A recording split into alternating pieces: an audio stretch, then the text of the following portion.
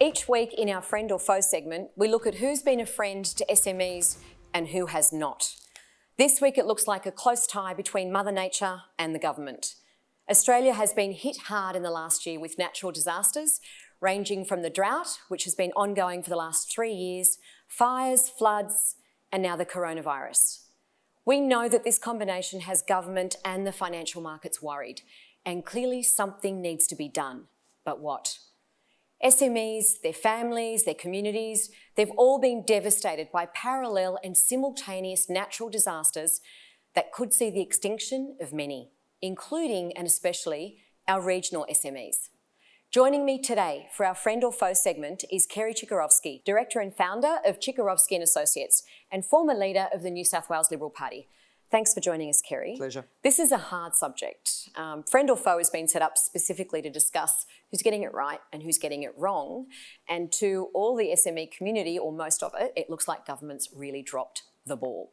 Well, I think the foe in this circumstances is really the four things you mentioned. The combination of drought, fire, flood, and now coronavirus. That's a combination that no one would have anticipated. So I think that's what's really hitting the small business community. The response from government, I think, has been pretty good. I don't think it's been outstanding, but I think it's been pretty good.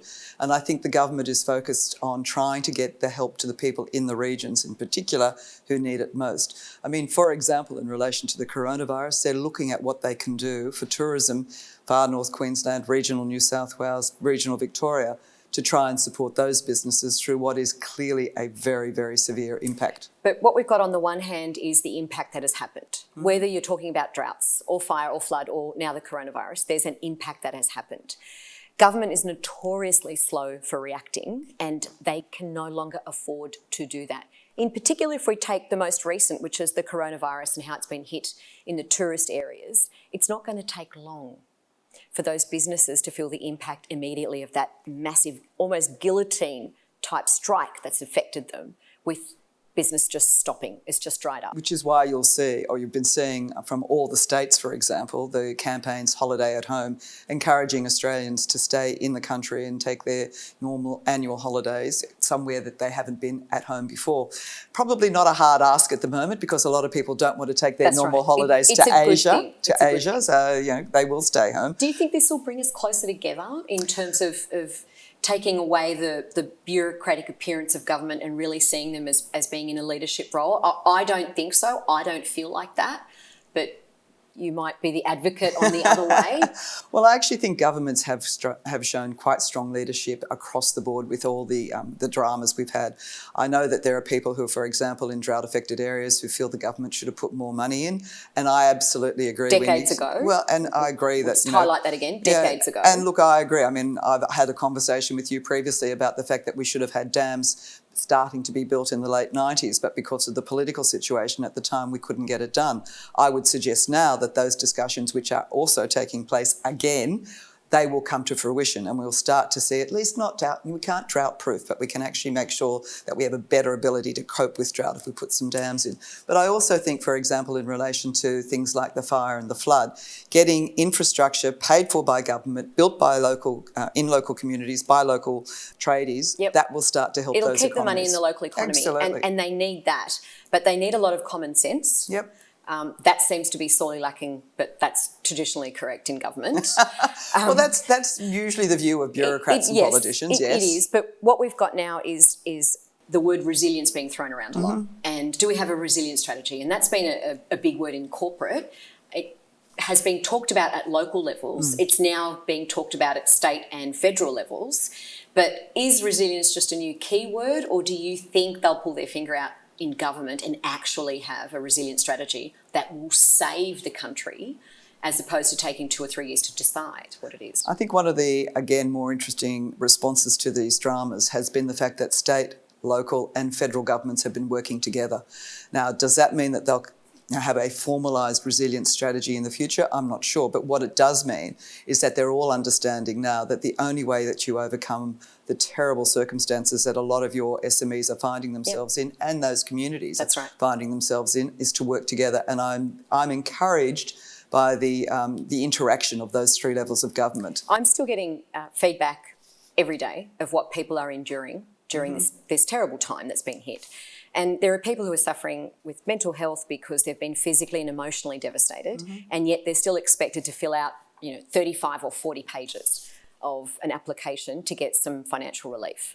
Seriously, when is government going to realise that their number one factor can't be who's going to rort the system, it has to be who do they need to help for the system. Someone is always going to rort every single system, but you can't expect people who've lost everything to fill out 40 or 50 pages of an application. Well, I'd like you to give me those examples to take to the Prime Minister, because I know personally that the Prime Minister has said he wants to get money into those communities as quickly as possible. My understanding is that he told his fellow cabinet members exactly that. So if that's happening, then I think it needs to be... We've gone online and we've downloaded those applications. Well, can you actually send them to me and I'll make sure they get to the Prime Minister's office? And this is what Friend or Foe is all about. Yeah, but I do think we need to be conscious of the fact that there does need to be a process. We've seen on previous occasions where governments have provided stimulus to the economy, and dare I mention the word pink bats. Yep, and they got it really wrong. They got it wrong. So we have to make sure that we get it right, that the people who are needing the assistance are getting it, but complicating it too much to make it too hard for them to get that assistance, that's not what the Prime Minister wants. We've got two extremes. We've got a pink bat scenario that happened a long time ago that was rolled out irresponsibly and to a devastating effect in itself. And now we've got government bureaucracy that's worried about getting it right to the point where they're all a bit paranoid. They're getting it wrong.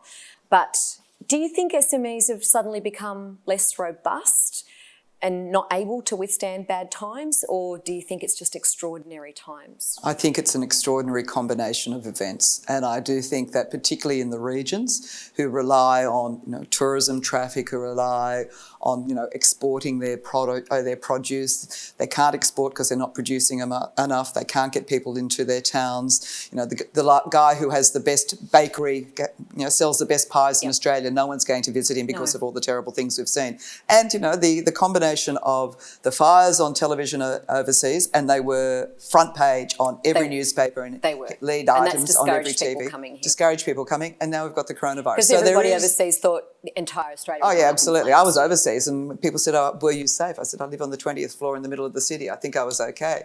But I mean, there is all that combined, and I don't think it means that they're less resilient. They're just having a lot more to cope with. All right. So you're telling us that government is getting it right and they're trying hard to do it better. I'm telling you that governments are listening and are trying to do the best they can, but they do have some constraints, and those constraints are that they have to get it to the right people in the right way. Well, we know these communities have been devastated and very badly affected, quite traumatically. And we know that if you are feeling overwhelmed or stressed and you need to speak with someone, please know that there is help.